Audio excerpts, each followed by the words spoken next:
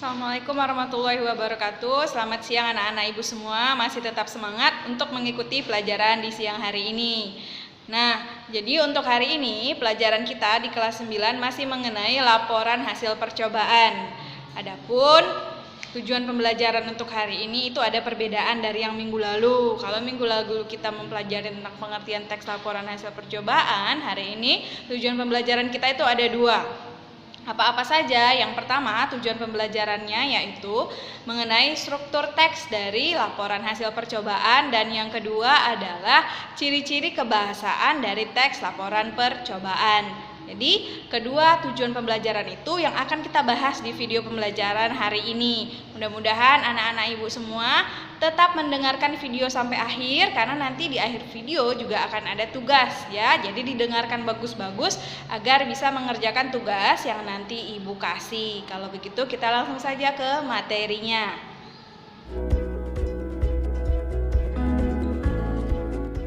Langsung saja, saya akan menjelaskan materi terkait struktur teks laporan percobaan. Struktur teks laporan percobaan terdiri dari 1. Judul, 2. Tujuan, 3. Alat dan bahan, 4. Langkah-langkah, 5. Hasil percobaan, dan 6. Simpulan. Agar lebih jelas, maka saya akan memberikan contoh teks laporan percobaan beserta strukturnya. Contohnya adalah teks laporan percobaan membuat pelangi. Struktur teks laporan percobaan yang pertama adalah judul. Judul atau kepala karangan biasanya terletak di bagian paling atas suatu teks.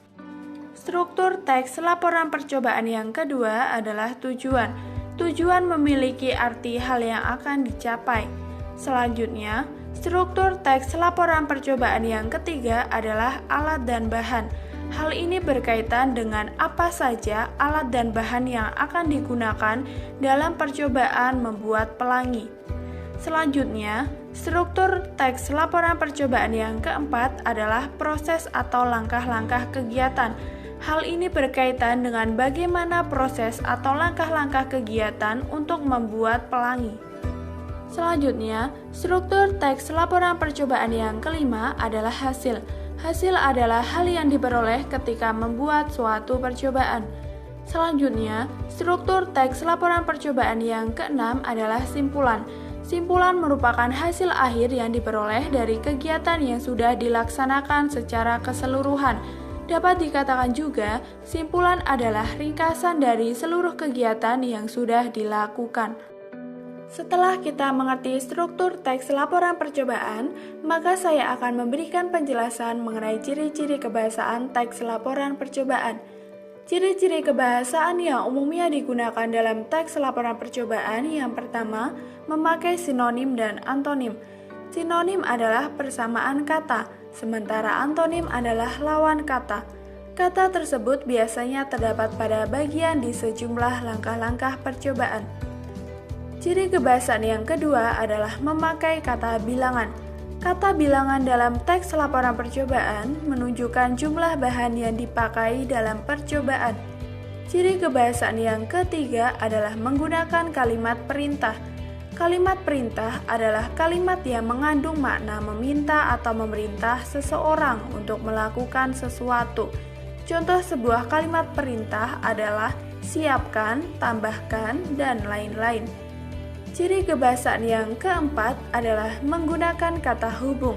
Kata hubung adalah kata yang menghubungkan kata dengan kata dalam sebuah kalimat atau menghubungkan kalimat dengan kalimat dalam sebuah paragraf.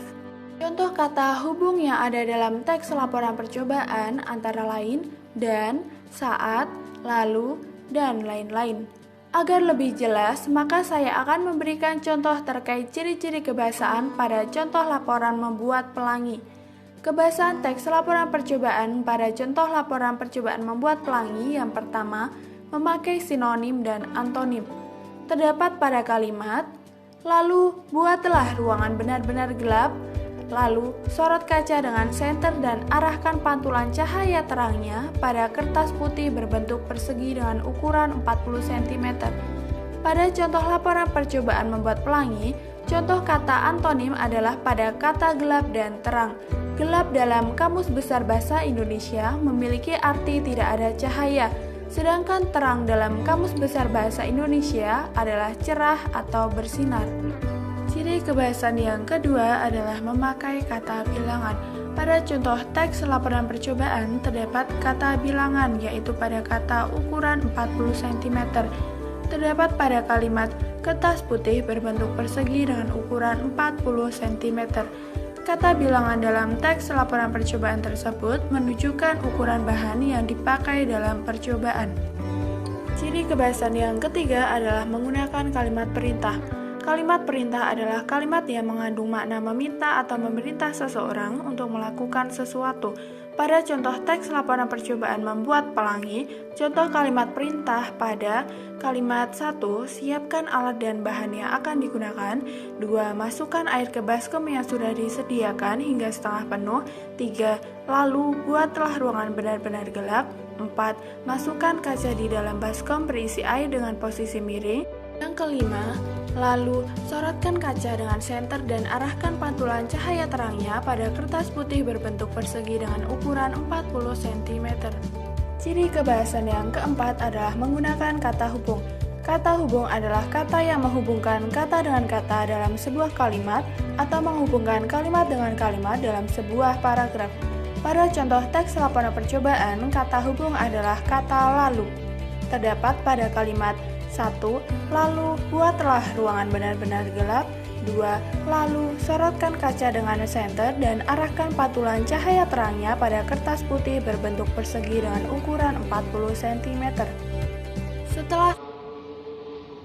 Baik anak-anak ibu, tadi sudah kita lihat bersama materi pembelajaran untuk hari ini. Ibu harap semuanya paham, semuanya melihat video dengan benar sampai akhir dan tidak terlewat ya.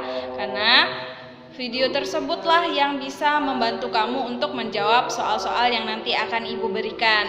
Nah, sekarang kita akan masuk ke soal untuk hari ini.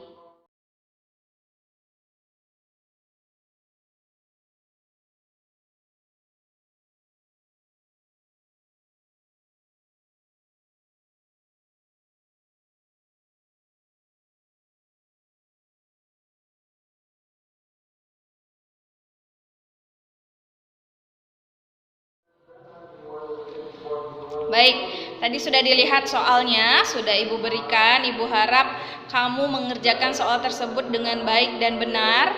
Ya, soal seperti biasa dikerjakan di kertas lembar. Jangan lupa buat namanya, kelas kamu, dan tanggal tugasnya. Oke? Nah, jadi untuk materi hari ini sampai di sini dulu. Kita akan berjumpa di materi selanjutnya. Wabillahi taufiq wal hidayah. Wassalamualaikum warahmatullahi wabarakatuh.